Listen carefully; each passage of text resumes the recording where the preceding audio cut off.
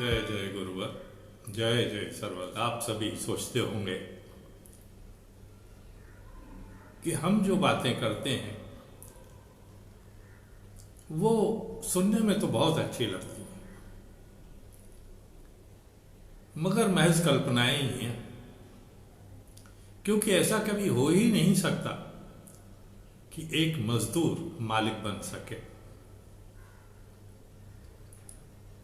किसान तो अपनी जमीन का मालिक होता है, मगर अपनी मर्जी का मालिक नहीं होता, इसलिए वो भी मजदूर ही होता है। तो ये मालिक कैसे बन सकते हैं? क्या ये मुमकिन है? हम जो बातें करते हैं वो हवाई के लिए नहीं है। उसको हम देखिए एक बहुत ही साधारण तरीके से आपको समझाने की कोशिश करते हैं। जब हम एक पौधा रोपते हैं, वो चाहे अमरूद का हो, आम का हो, पपीते का हो, किसी भी तरह का पौधा हो जो बाद में बहुत बड़ा वृक्ष बन जाता है और पता नहीं कितनों का सहारा बनता है, कितने पंछी उस पर आकर के रहना शुरू कर देते हैं, घोंसला बनाते हैं। मगर जब वो अपनी शैशवावस्था में होता है, बचपन में होता है, बल्कि बचपन से भी पहले का जो होता है वो शैशवावस्था होती है। अब शैशवावस्था में उसको आंधी से, हवा से, तेज हवा से कैसे बचाया जाता है? कभी आपने सोचा है? पौधा तो रोप दिया, मगर उसको बचाया कैसे जाता है? माली एक तरकीब लगाता है। वो 4-5 गमलों को इकट्ठा एक जगह रख देता है। छोटे छोटे गमले होते हैं, उसमें बीज रोपे जाते हैं, तो छोटे छोटे वो पौधे निकल आते हैं। जब वो 2-3 फीट के हो जाते हैं तो उन सबको इकट्ठा करके माली एक जगह रोप देता है, उन गमलों को, और उसके चारों तरफ इर्द गिर्द एक धागा या बारीक रस्सी बांध देता है, या कपड़े की कोई ये होती है उसे बांध देता है। अब उससे होता क्या है कि जब भी आंधी आती है, बहुत तेज हवा आती है या ज़्यादा बारिश गिरती है, तो अगर अकेला एक पौधा होगा वो गिर जाएगा, टूट जाएगा। मगर क्योंकि 4-5, 7-8 पौधे एक साथ होते हैं, वो एक दूसरे का सहारा बन जाते हैं। एक गिरने को होता है तो दूसरा संभाल लेता है।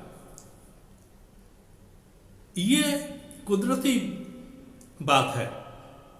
सिर्फ करामात माली की होती है, और यही करामात होती है योजना बनाने वाले की।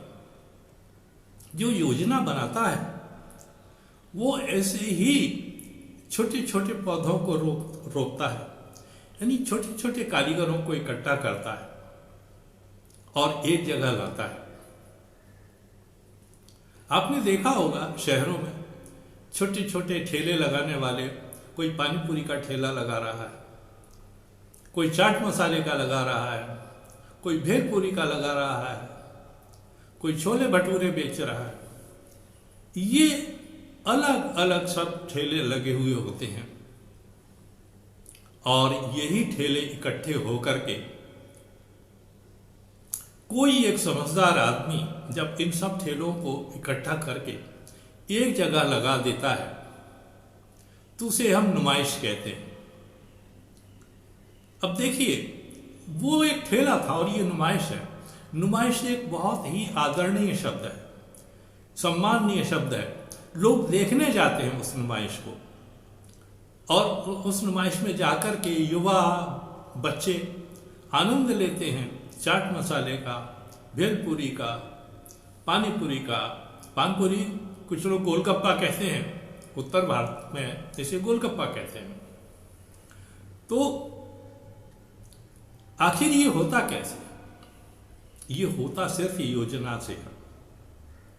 अगर हम बटे हुए हैं, अलग अलग हैं, तो हम ठेले वाले हैं, मजदूर हैं और हमें हिकारत की नज़र से देखा जाता है। कोई भी व्यक्ति जो इस तरह के काम करता है उसे सम्मान नहीं मिलता है। अरे ये तो ठेला चलाता है, ये ठेला लगाता है। अब ठेले पे चाहे आप रसगुल्ले बेच रहे हो या फिर चाट मसाला या फिर आप पानीपुरी बेच रहे हो, आदमी की नजर जो होती है, इंसान की नजर एक ही जैसी होती है, हिकारत भरी। अरे गरीब आदमी है बेचारा, मजबूरी में ठेला लगा रहा है, कैसे भी गुजर बसर पता नहीं होती होगी कि नहीं होती होगी। मगर वही जब एक छत के नीचे आ जाते हैं तो उसे नुमाइश या एग्जीबिशन कहते हैं। और तब हम ये नहीं कहते ओह ये ठेला लगाया हुआ है, हालांकि वहां भी पंडालों में लगे तो ठेले जैसे ही होते हैं। थोड़ी सजधज होती है पंडालों में, छोटे छोटे से पंडाल होते हैं,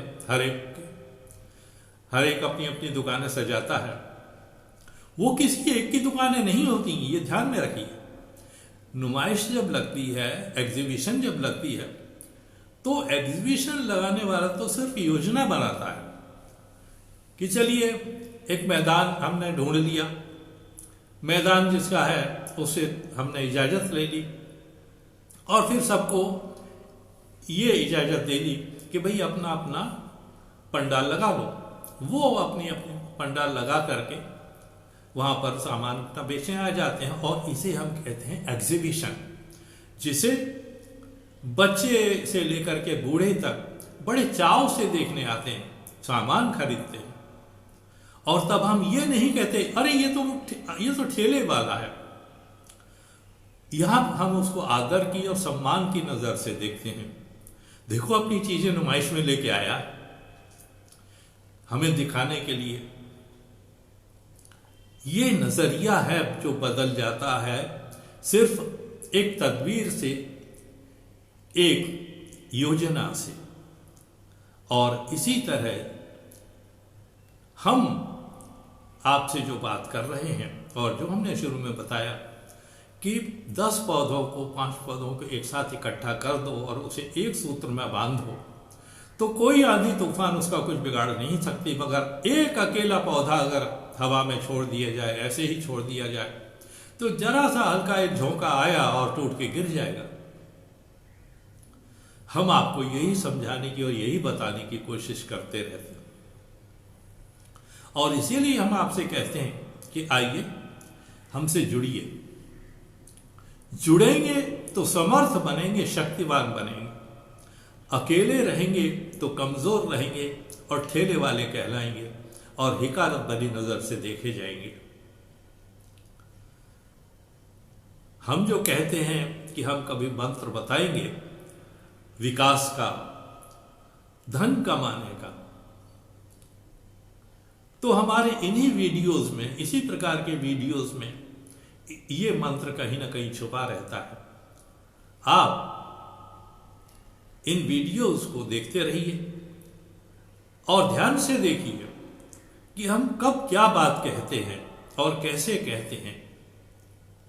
हम सिर्फ कहते ही नहीं, हमने आपसे वादा किया है कि हम करके दिखाएंगे।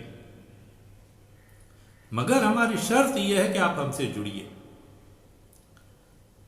हमारे चैनल को सब्सक्राइब करते रहिए। अगर कर दिया है तो आप शेयर करते रहिए और नहीं किया है, नए हैं तो सब्सक्राइब कर दीजिए। पसंद आता है तो लाइक भी कर दिया कीजिए और कमेंट्स करके अपने बारे में हमें बताइए। अब हम आपको एक व्हाट्सएप का नंबर भी देंगे। उस व्हाट्सएप नंबर पे, क्योंकि हम जानते हैं कि बहुत से भाई बहन, युवा युवती नहीं चाहेंगे कि किसी वीडियो पर उनके का नंबर आए, क्योंकि हम ये समझते हैं कि जहाँ किसी चीज़ का सदुपयोग होता है तो दुरुपयोग भी लोग करने से बाज नहीं आते। तो हम आपको एक व्हाट्सएप नंबर देंगे जो हमारे डिस्क्रिप्शन में आपको मिलेगा। आप उस व्हाट्सएप नंबर पे हमें संपर्क कर सकते हैं, अपना जो मैसेज है वो डाल सकते हैं, हम तक पहुंच जाएगा और निश्चय ही हम आपसे संपर्क करेंगे। शेयर जरूर कीजिए वीडियोस को अधिक से अधिक लोगों के बीच में, क्योंकि जितना ज़्यादा आप शेयर करेंगे उतनी जल्दी ही ये जो छोटा पौधा हमने रोपा हुआ है ये वट वृक्ष के रूप में बदल जाएगा। आज हम आपसे सिर्फ विदा लेते हैं यहीं पर, यहीं अपना वीडियो समाप्त करते हैं। धन्यवाद, शुक्रिया, थैंक यू वेरी मच।